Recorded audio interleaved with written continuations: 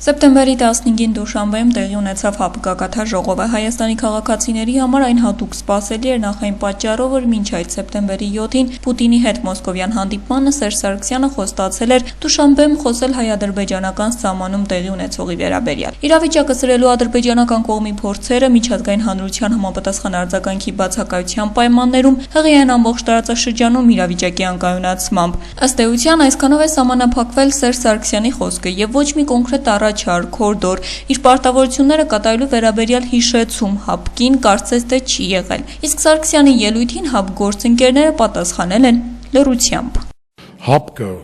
եւ այդ գագաթաժողովը ցույց տվեց եւս մի անգամ իր ամբողջ բովանդակությամբ, որ նա Հայաստանի Հանրապետության համար, որպես անվտանգության համակարգ, ծայրահեղ դեպքում Հայաստանի Հանրապետության համար, որպես այդպիսինը ցավոք եմ նշում, որտեղ մենք այդ անվտանգության համակարգի անդամ ենք, ուղղակի գոյություն չունի։ Իհարկե նաև հաշվի առնելով վերջին դեպքերին, որոնք կարծես թե օգոստոսյան դեպքերը արդեն պարբերական են դարձել վերջին 2 տարին, եւ սահմանում չեմ ուզում ուրիշ բառ ասեմ, բայց գրեթե պատերազմի նմանվող ռազմական գործընթացները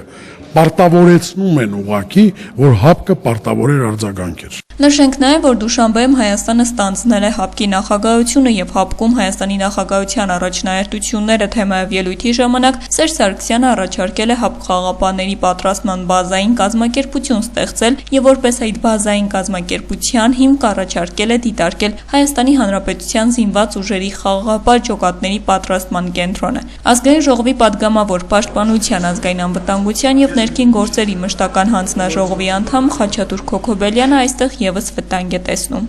Նախ առաջի վտանգը դա բնականաբար ավելացնելու է ռուսական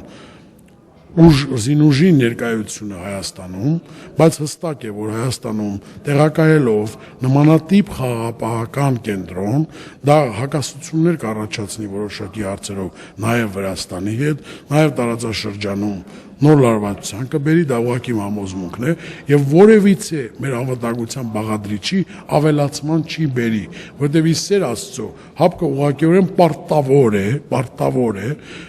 եւ պարտավոր էր ժամ առաջ, օր առաջ արձագանքեր այնպիսի լայնամասշտաբ գործողությունների, ինչպիսիքին եղավ թե այս օգոստոսին, թե անցած օգոստոսին, եթե Լեռնային Ղարաբաղի